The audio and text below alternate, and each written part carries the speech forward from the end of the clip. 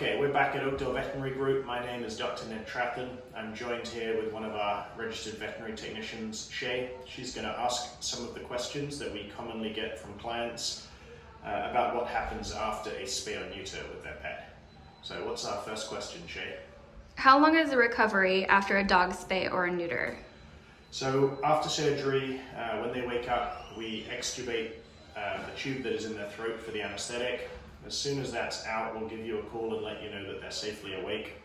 They'll spend 3 or 4 hours with us at the hospital so we can continue to observe them and make sure they have a smooth recovery. They'll then go home that afternoon, and it takes about 2 weeks for them to be fully healed with the incision either on their abdomen or on the scrotum. During those 2 weeks, they need to be confined on a leash when you take them out to the bathroom. They don't have to be confined in the house, they can run around. They will need a cone to stop them chewing on their incision. Will my dog need pain medication at home after the spay or neuter? Yes, it's standard of care. Every pet that has a surgical procedure where we cut with a scalpel, we consider that painful, whether it's a cat castrate or a dog spay. All pets get pain medication. They have an injection at the time of surgery, and then we send them home with 4 days of pain medication on top. Will my dog gain weight after a spay or a neuter? That's a very common one. Mostly dogs gain weight because they hit that midlife stage at the same age that they are getting spayed or castrated.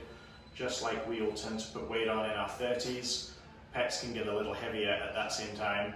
There are many athletic dogs that are castrated or spayed that are not overweight, but you do have to watch what you feed them when they're not growing like puppies anymore.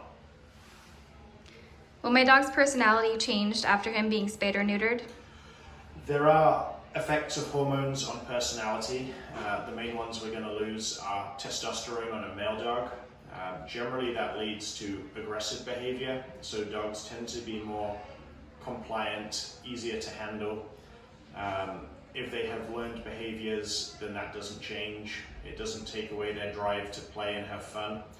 There are a few dogs where we would not recommend castrating on a male dog. These would be active working police dogs or any high performance dog.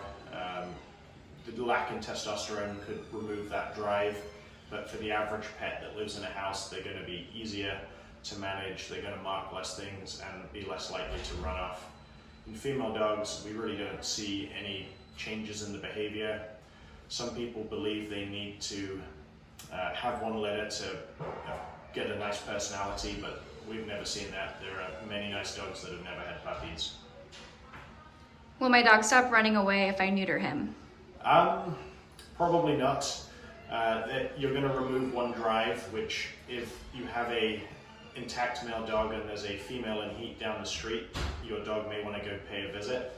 But for most dogs, if they want to get out and run and play, they're probably bored and you need to take them on a walk, get some energy out. It's not going to help with that. Okay, thank you.